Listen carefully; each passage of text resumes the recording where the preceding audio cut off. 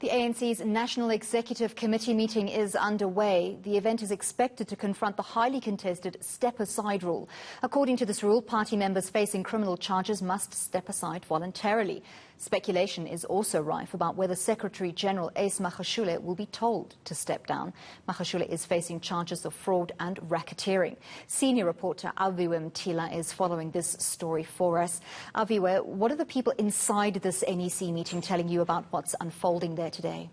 Well, it's the Integrity Committee report that has dealt with a number of people, including the ANC SG Ace Magashule, as well as the president of the party and the state, Cyril Ramaphosa. That, has, of course, has drawn the factional lines, people pulling together for their own personal factional interests. You'd understand that one of the factions want the ANC SG to account for that report, while the other wants the president to account for that report. But on the political overview, the NEC gave a number of issues that paint out how the ANC SG Ace Magashule is a problem within the party. They gave an example of the ongoing issue where the SG Ace Magashule basically instructed MPs to not vote with the DA when it came to the issue of the public protector Busiwe Mkhwebane. So those are just some of the issues that they're delving in, but we're expecting the NEC meeting to wrap up today with the president giving the closing remarks, and we're expecting, of course, a press briefing that should take place either tonight or tomorrow, just to give insight on what was happening. It'll be interesting to find out there who will address that media briefing, because traditionally it's done by the ANC SG, but because of all these factional lines and the messages that they'd want it to come across, it could be done by the president of the party, Cyril Ramaphosa. Remind us how the report would implicate the party's SG Ace Magashule and the president.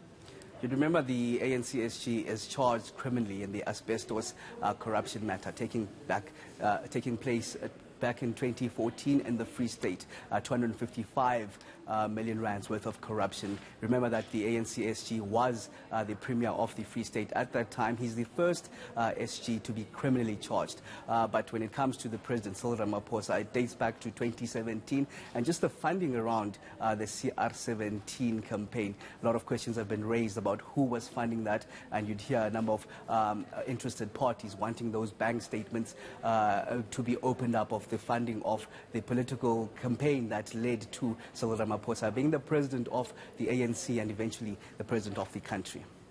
Aviwe, there's been a lot of talk about removing Magashule if he does not step aside voluntarily, which we know by now he has decided not to do. Does the NEC have the powers to remove him? Technically, it does not have the powers to remove the ANC SG. They have no powers, in fact, to remove any elected member of the ANC, not unless they take it to the National Disciplinary Committee and they find him guilty. Thereafter, he also has a number of options. He can take it to the NDCA, which is chaired by Nomvula Magwanyana.